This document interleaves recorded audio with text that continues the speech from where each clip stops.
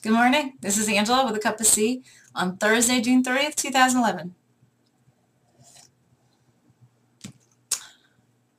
I have a great story to illustrate the topic for today, and the irony and perfection of it all is that the illustration is actually how I came about getting to the topic for today.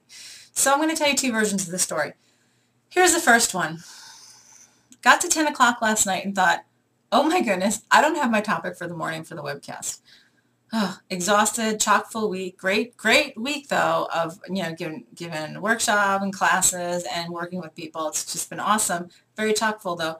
Very tired. Okay, so I'm going to go to meditation and I'm not going to fall asleep. Sometimes that can be a challenge at 10 o'clock at night. So I went to meditation. I'm listening, and I typically hear or see something, and I didn't get anything. But then my mind starts to wander onto this conversation I had with someone this week on a topic regarding, they had asked for the answer to a question and believed they hadn't gotten the answer. And they started telling me all this other stuff that was going on. And I'm like, well, you are getting the answer. It's coming through in all these different forms, and you're just not looking for it that way. And here it is. And they're like, oh, you're right. It was right in front of my face the whole time. So I put that thought aside going, shh, I'm trying to listen here. Stop, I'm trying to listen. I'm trying to get the topic for the webcast. Okay, I'm going to take a break. I'm going to go. I'm going to straighten up. Straightening up, moving the papers. I had a pile of papers, outline from a workshop I did Monday night talking about tapping into your higher self. And I was reading through it, and I was like, oh, I was thinking about the whole section about paying attention to messages coming through in different ways. Putting the papers away. Going back to meditating, to ask for a topic of the webcast, and listening, and nothing. And then I started thinking about the movie The Sixth Sense, which I love, and I thought, oh, this distracting thought, oh, I need to rent that because I think the girls, my kids, my teens would like it. They've never seen it. And then I'm thinking about, then I briefly was thinking about how, yeah, it's an awesome movie because of how, all of the answers are right there for you for that surprise ending. All of them are there, but we're expecting one thing, and then it's a surprise, and then when you go back and watch the movie again, it's like, wow, those clues were there the whole time, and it was like almost really, really apparent, but you didn't even realize it. I'm not going to tell you in case you haven't seen the movie. But anyway, and then I was like, well, stop thinking. I'm trying to listen here. And then, went to bed, and I was thinking about this cat bird. There's a cat bird. I've never even knew there was a thing called a cat bird, except I think Bugs Bunny had something about it once. But anyway, that has been this buddy of mine looking in the window in my office right before I started these webcasts.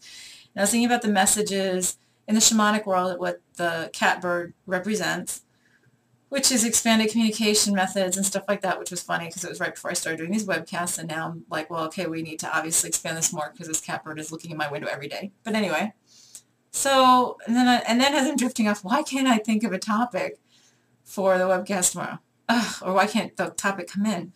And this morning I get up, same kind of things going on. And so finally when I was getting ready, and it all just sort of came together like, oh my gosh, it's like whacking me upside the head. I'm getting it 6 different ways. It's all around me. I'm supposed to talk about paying attention to messages in multiple ways. Good grief. I mean, how dense can I be? And I do this stuff all the time. So that's what's really funny. I spent a whole lot of time talking about this and tapping into your higher self because what happens is, this is so related to, say, what I was talking about in the last webcast about how we create and how we're creators. And so in creating, as part of divinity, we have to let go of the reins because we can't, because we limit ourselves by expecting something to have an outcome in one particular way. In this case, 9 out of 10 times when I ask, what should I talk about in the next webcast, I hear it. It just comes right in like somebody's talking to me, like I'm talking to you, or I see a picture and it just clicks and I just understand the whole thing in one moment. So that is what I was expecting. That was my error. And what's happening? I'm getting thoughts that are totally illustrating the point. And all over the place. From a movie, from a discussion, from a bird, the shamanic thoughts, stuff. And on paper, stuff that I talk about to other people.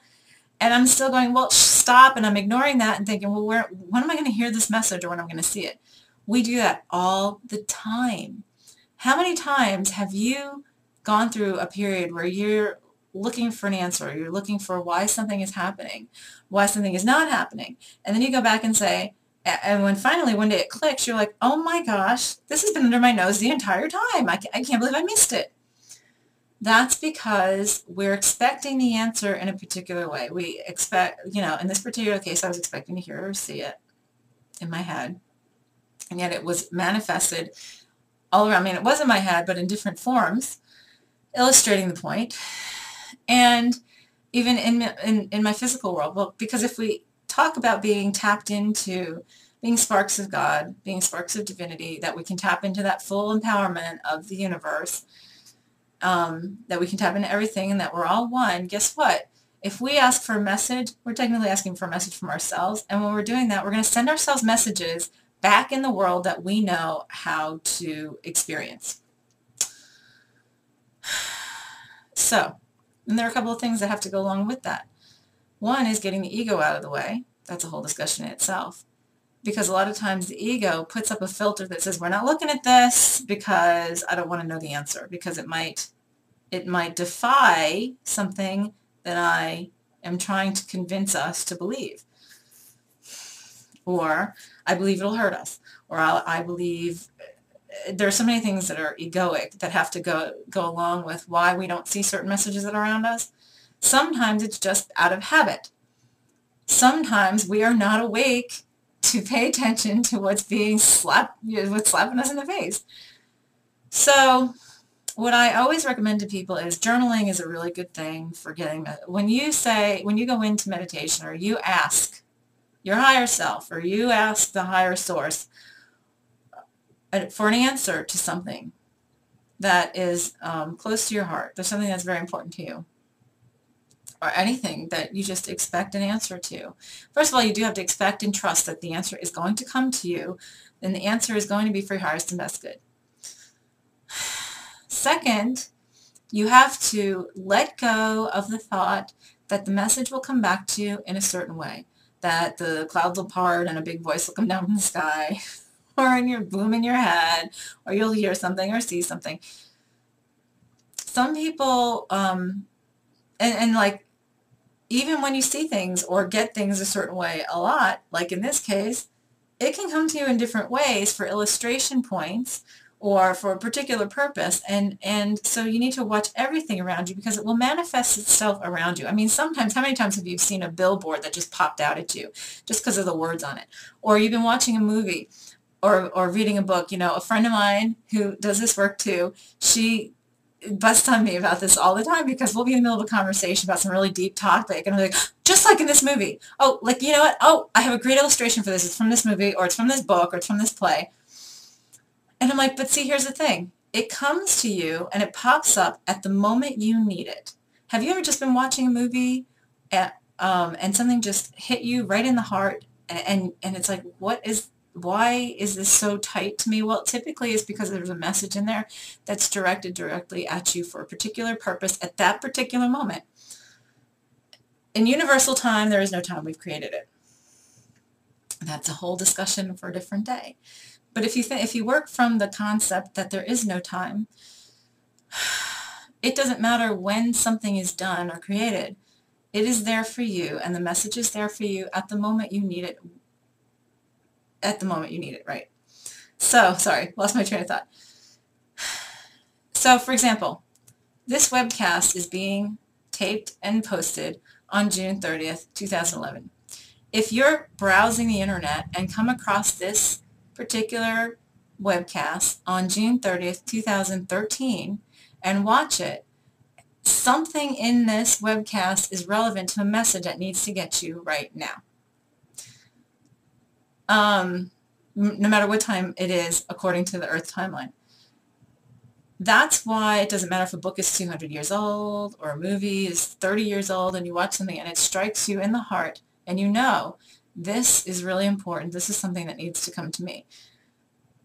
So my homework for this weekend is I want you to start noticing things in different ways. When you have a conversation, how many times have you said something, or somebody has said something to you when you've been pondering over it and you never even brought it up to this person, and yet it just comes up in conversation, or somebody talks about some other conversation that happened and it's this totally relevant topic that's been something you've been looking for an answer to. So part of it is journaling, part of it is just paying attention. So journaling can help you pay attention because you can just start reiterating things like, what's going on? What's going on in the world? I'm looking for this answer, and let me pay attention to what's going on around me right now in all different ways. And we have to really train ourselves to do that. So try it out this weekend. Think of something you've been asking for an answer to, and look at what you've been getting, conversations and whatever, movies and books and papers and things that have happened at work, or things that have happened in conversations, and things that have happened to people you know, and see if it starts forming a picture, because you might be surprised. On that, have a great weekend, and we'll talk to you Monday. This is Angela with a Cup of Tea.